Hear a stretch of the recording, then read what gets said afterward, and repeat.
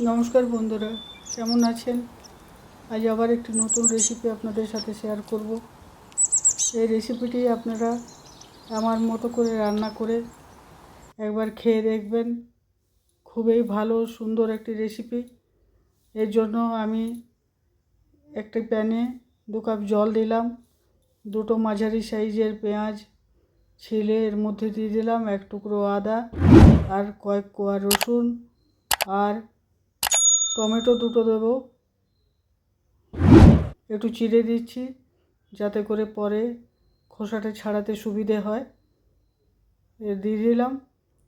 এবার দেব কিছু dry fruits, তার মধ্যে কয়েকটা আমন্ড আছে, কাজু, কিশমিশ আর একটু কুমড়ো দানা, আর রয়েছে আপনার গোটা গরম মশলা, গোলমরিচ, লবঙ্গ, এলাচ আর দারচিনি।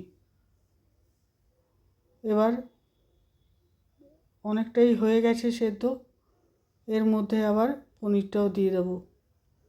পনিরটাও 1-2 মিনিট ফুটিয়ে নেব, কারণ তাতে এর যে সুন্দর গন্ধটাও ওর মধ্যেই চলে যাবে আর পনিরটা খুব নরম হয়ে যাবে। এবার পনিরটা তুলে নিচ্ছি। এবার টমেটো খোসাটা ছাড়িয়ে নেব। খুব গরম, ওই জন্যে ছাড়াতে অসুবিধে হচ্ছে। ঠান্ডা করে ছাড়াবেন আপনারা, নইলে পুড়ে যাবেন। এভাবে ছাড়িয়ে নেবেন।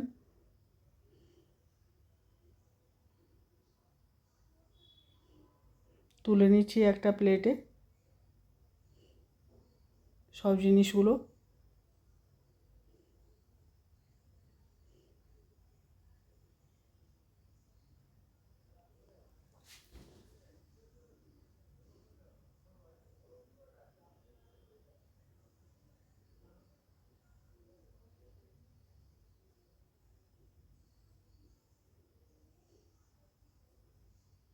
এবার জলটা একটা কাপের মধ্যে ছেঁকে রেখে দিচ্ছি। জলটা কিন্তু আমরা ফেলবো না, এই জলটা রান্নার সময় আমরা ব্যবহার করে নেব।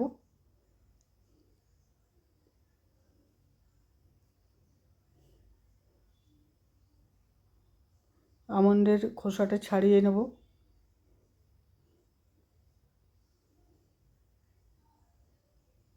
এবার প্লেটে তুলে নিচ্ছি। এগুলো সব একসাথে একটা মশলা তৈরি করব আমি।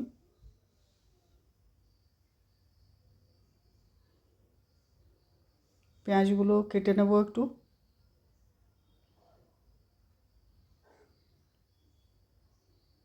টমেটোগুলোও কেটে নিলাম।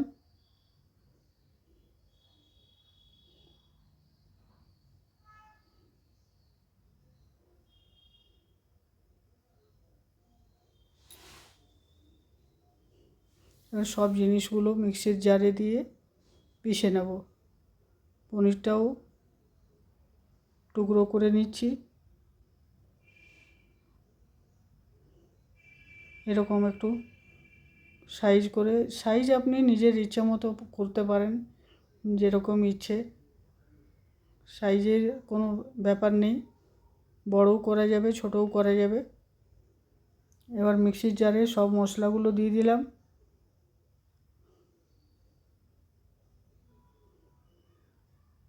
টমেটো আর পেঁয়াজটাও দিয়ে দিচ্ছি। চাইলে এখানে 2টো কাঁচা লঙ্কাও দিতে পারেন। এবার মশলাটা পিষে নিলাম।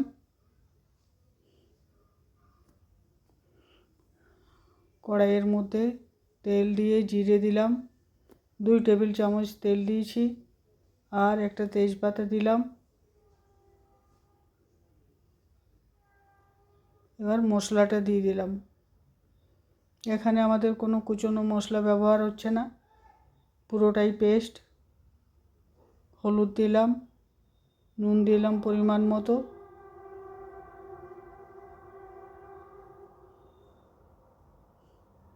একটু ভালো করে কিছুক্ষণ নাড়িয়ে নেব। এবার এর মধ্যে একটু কাশ্মীরি লঙ্কার গুঁড়ো দেব, আর ওই জলটা দিয়ে দিয়ে কষাবো। মশলাটা কিছুক্ষণ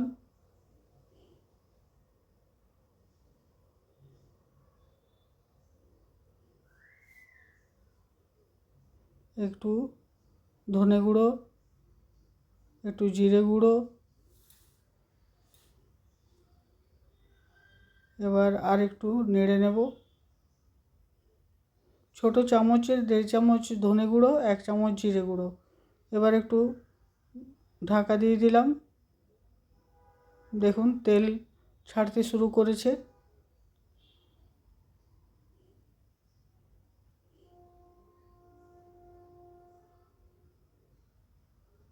এবার এর মধ্যে একটু কসুরি মেথি দিয়ে দিচ্ছি।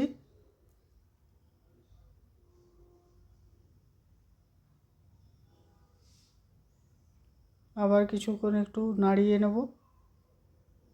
এবার জল দেব। জল খুব বেশি দেওয়ার দরকার নেই, কারণ এটা আমার আগে থেকেই রান্না হয়ে আছে।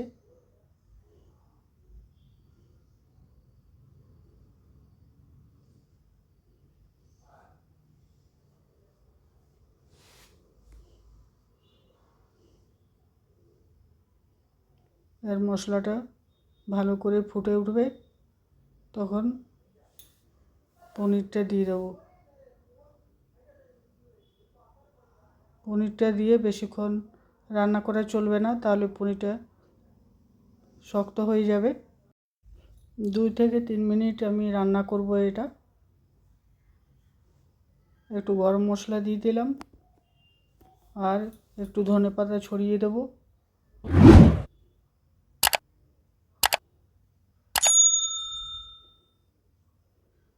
রান্নাটা হয়ে গেছে। এবার সার্ভিং কড়াইয়ে ঢেলে নেব। বন্ধুরা, আমার রান্না কেমন লাগছে অবশ্যই জানাবেন। যারা নতুন তারা সাবস্ক্রাইব করে নেবেন, আর যারা পুরনো তারা সবাই কমেন্ট করবেন, শেয়ার করবেন আর লাইক করবেন।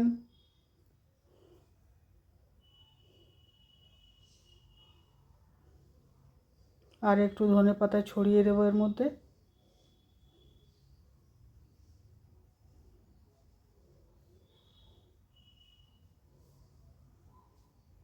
আবার একটি সুন্দর ভিডিও নিয়ে আসব। আপনারা সকলে খুব ভালো থাকবেন, সুস্থ থাকবেন, আমার ভিডিও দেখতে থাকবেন আর সর্বদা আমার পাশে থাকবেন।